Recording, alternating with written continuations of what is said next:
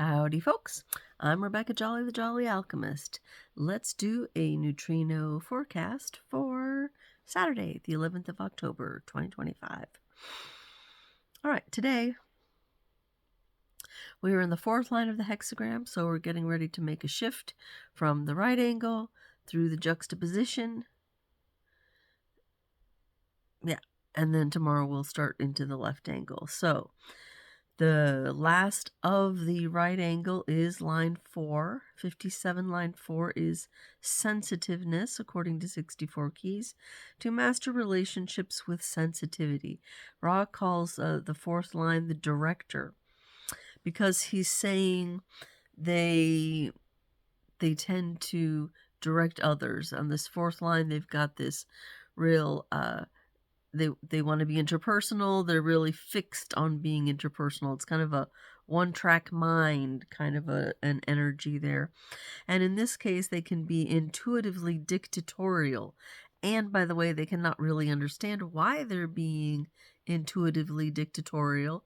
But Ra explains that it's about having the need for survival. The 57th gate is all about survival because it's here in the spleen, and so it's connecting through these three other gates, the 34, the 10, and the 20, to work on different aspects of its survival.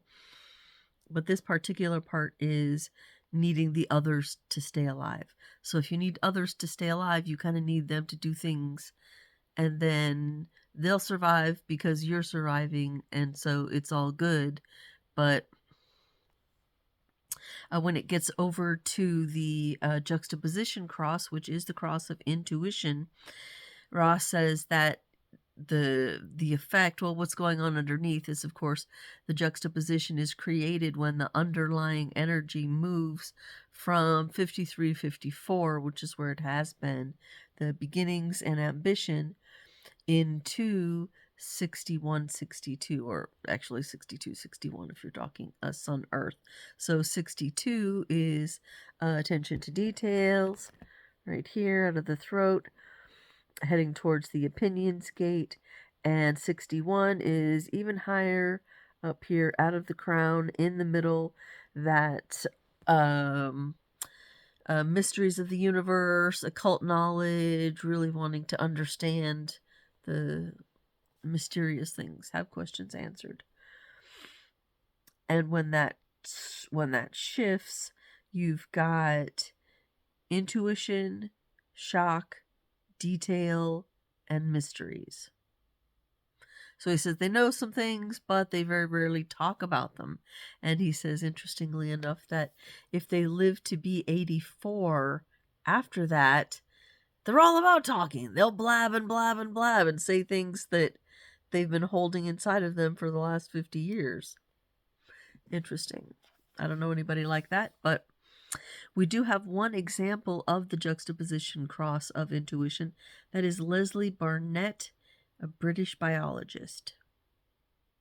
Okay. Our moon activation. Oh, well, let's actually finish our Earth here. So that was the 57. Then the Earth activation is 51. Line 4 is improvisation, the genius to find opportunities even in the midst of shock. Ra calls it limitation because it's when it gets to the fourth line, it starts being real fixed that way. Then it's got a kind of a weakness. It can handle shocks, but only the shocks that it's ready to handle. Like, he gives an example of the British soldiers in the British-American War, how they would march down with their red uniforms in big long rows, and they could handle the shock of that kind of a war.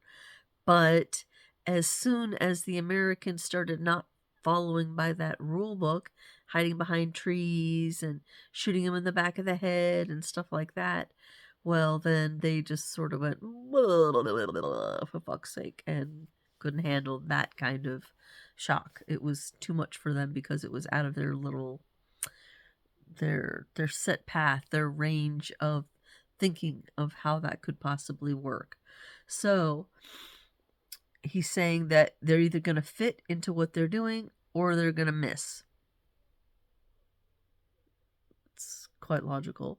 But he says when they do miss, it's a very difficult and painful thing for these fourth line people to swing back around and rebuild their strategy so that they can have something reliable to take them forward into the future. So you can sometimes find opportunities in the midst of shock, or the shock can be too much and then you're overwhelmed by it and unprepared for it and sort of fall to bits.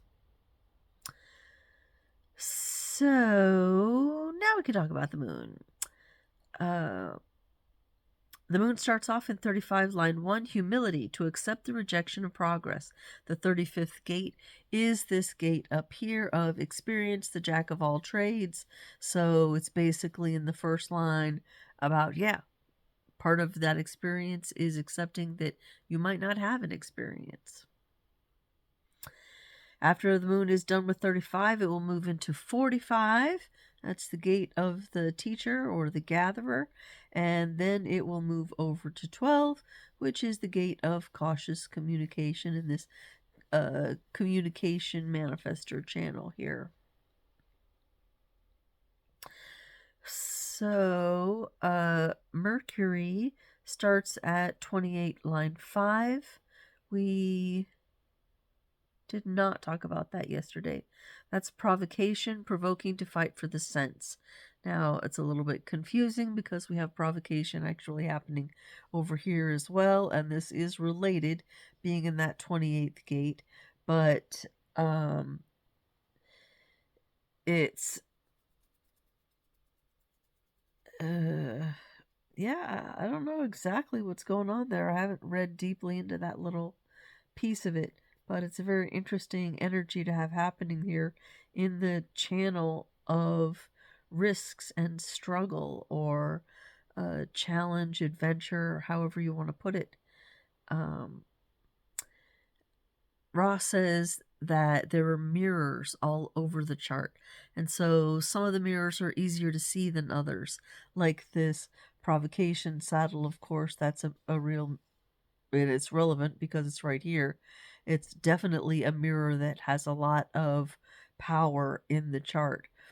And I think what's happening here is that we're getting a lot of provocation in both of these middle channels here.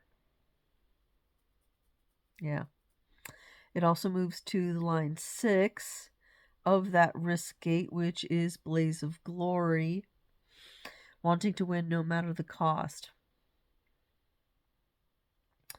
So that is going to be moving us through the last of that gate of risk.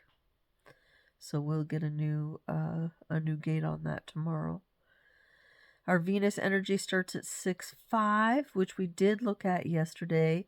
Mediation, restraint in order to avoid conflict here out of this 6th gate of crisis or interpersonal friction.